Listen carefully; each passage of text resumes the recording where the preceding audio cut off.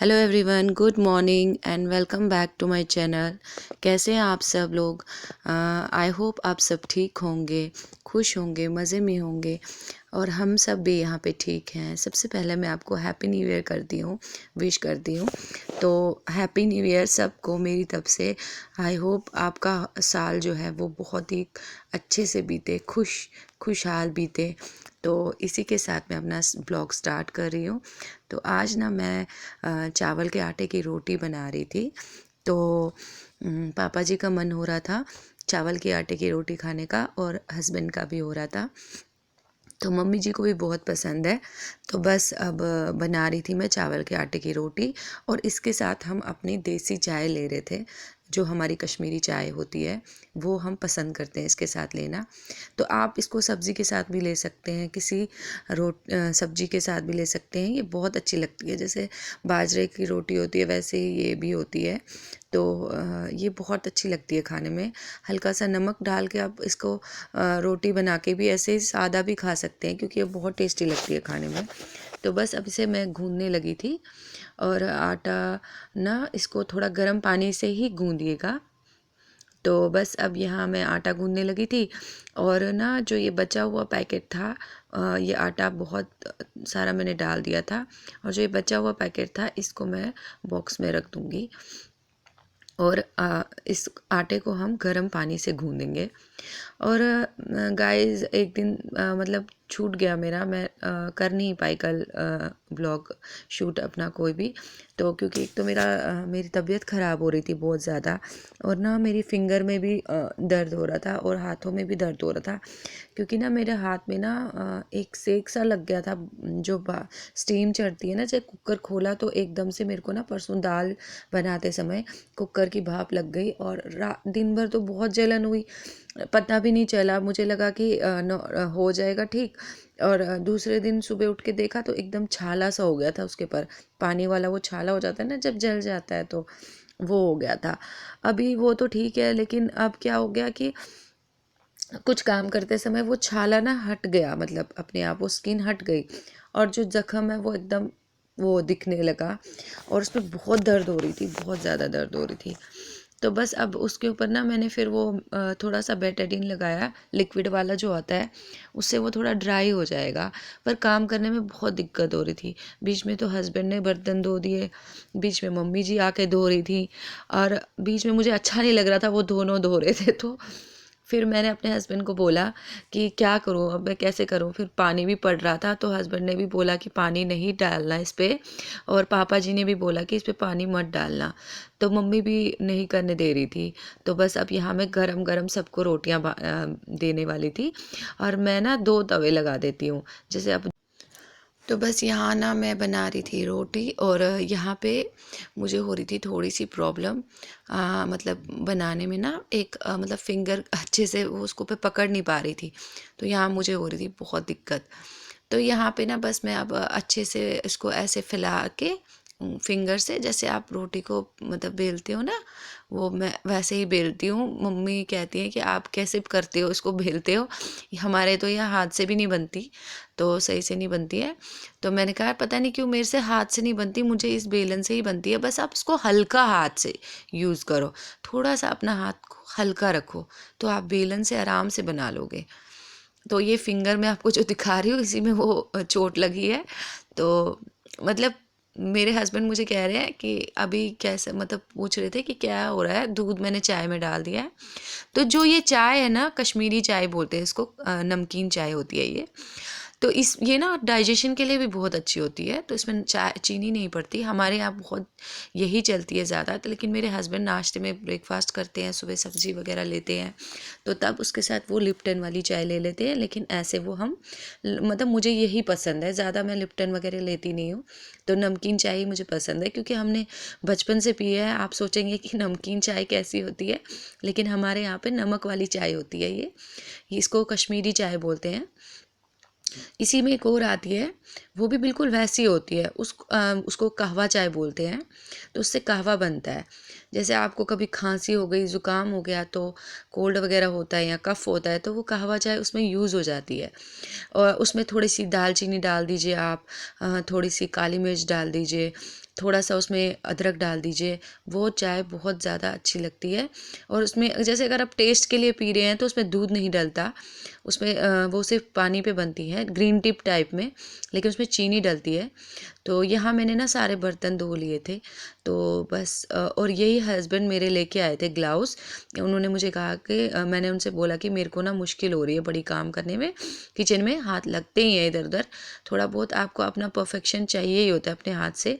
तो यहाँ मैंने कर लिया था क्लीन किचन को भी, और ये अपना स्क्रब को भी मैं वॉश कर लेती हूँ साथ साथ।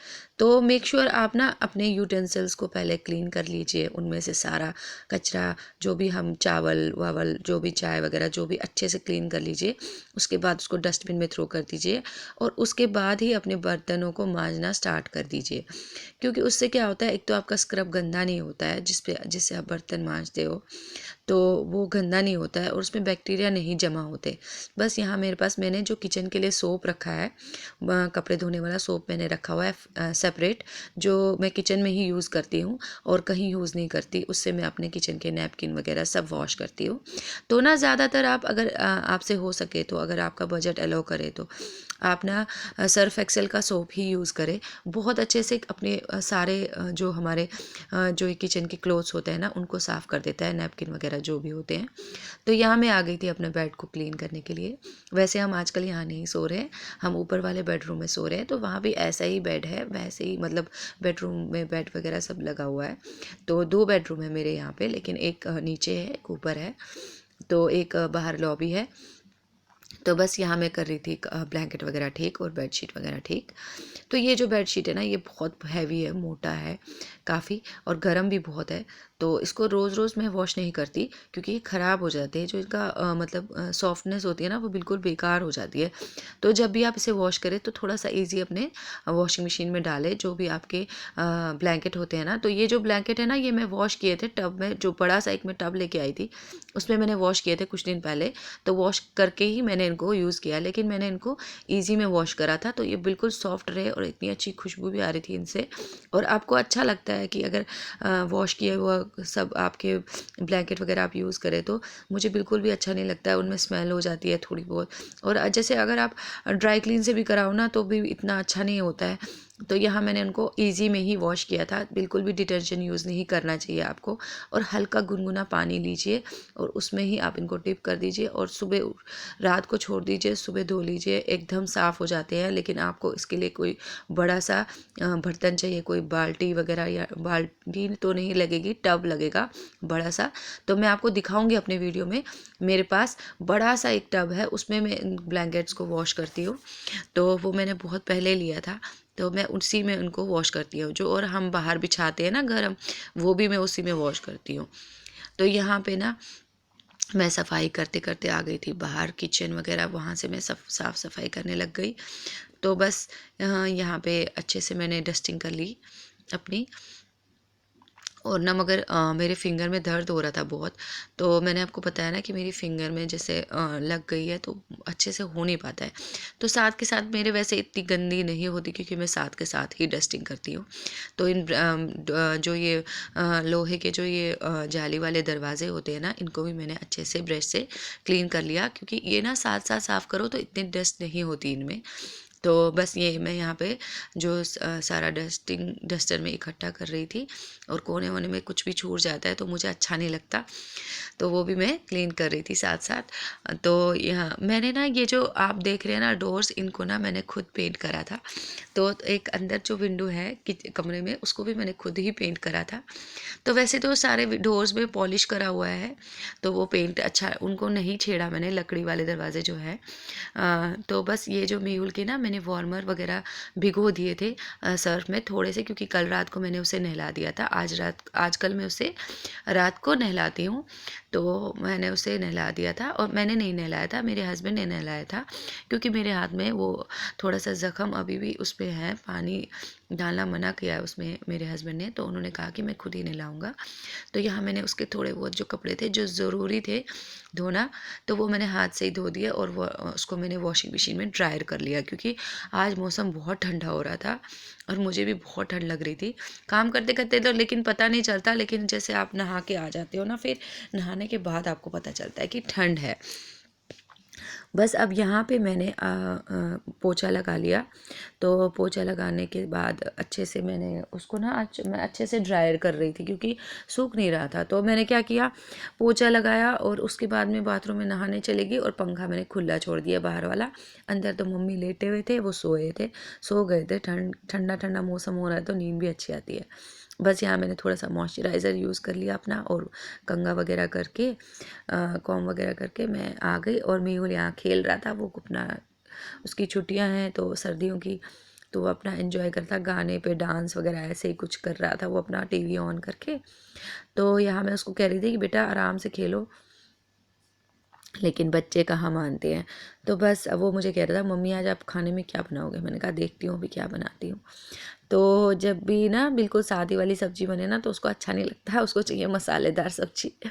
तो यहाँ मुझे ना ठंड लग रही थी, मैंने ना थोड़ा सा हीटर सेक लिया क्योंकि हाथ पैर बिल्कुल ठंडे हो गए थे काम करके, और पानी में ना करके भी हाथ लग ही जाता है। और अब ये हो रही थी मुझे बहुत जलन। तो बस अब यहाँ पे मेरे कूड़े वाले ने बेल बजा दी और मैं कूड़ा लेने चली गई उसे, और हैंड वॉश करके फिर से आ गई। तो बस इनको फ्राई करके निकाल रही थी और सब्ज़ी वगैरह बना रही थी जो भी ये अपनी। तो मैं आपसे शेयर करना भूल ही गई कि मैंने ना अपने जैसे न्यू ईयर वाले दिन मैंने बनाया था सूजी का हलवा।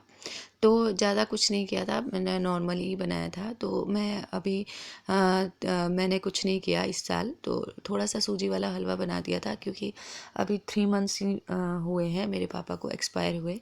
तो अभी बहुत मतलब अजीब सा लगता है, कुछ भी अच्छा नहीं लगता करना। तो मतलब अभी मैंने कुछ भी नहीं किया है मतलब तब से। तो मतलब कोई भी सेलिब्रेशन नहीं करती मैं अपने घर में अभी।